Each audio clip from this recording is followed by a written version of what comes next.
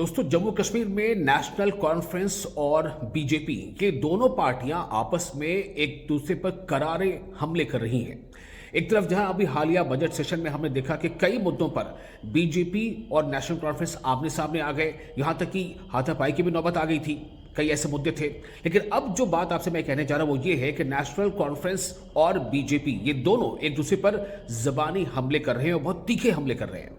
सबसे बड़ा सवाल यह है कि क्या यह तीखा हमला भी एक दूसरे पर करना, क्या यह कोई स्ट्रैटेजी है? क्या इससे आवाम का भला होगा? लेकिन बहर चलिए आपको बताते हैं कि बात क्या है।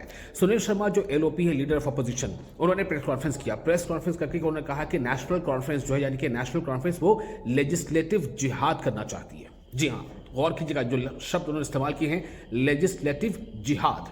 इससे पहले आपने कई तरह के जिहाद सुने हैं, जो शब्द यूज होते हैं आमतौर से अब सुनने को मिल रहे हैं आजकल। एक तो जिहाद है, जो उसके अलावा कई तरह की बात ऐसे सामने आ गई, लव जिहाद, तो लैंड जिहाद, तो कई तरह की जिहाद, तो आईएस जिहाद वगैरह वगैरह।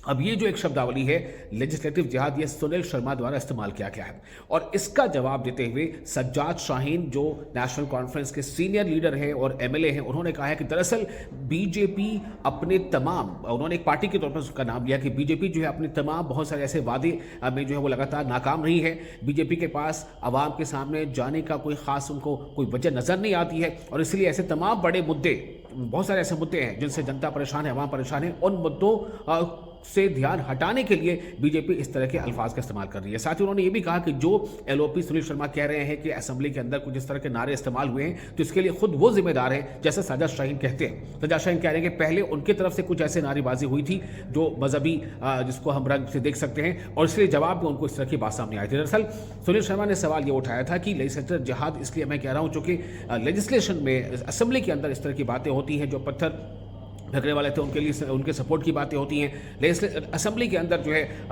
इस तरह की अल्लाह अकबर की बातें सामने आती हैं, तो उस पर सज्जाद शाहीन ने कहा है कि दरअसल पहले उनकी तरफ से श्री राम का नारा दिया गया था, जय श्री राम का, और इसके जवाब में इस तरह की बातें जो है वो देखने को मिली। लेकिन ये इसकी शुरुआत उन्होंने ही की थी, यानी सज्जाद शाहीन जो नेशनल कॉन्फ्रेंस के लीडर, वो कह रहे हैं कि इसकी जो शुरुआत है वो बीजेपी ने की थी।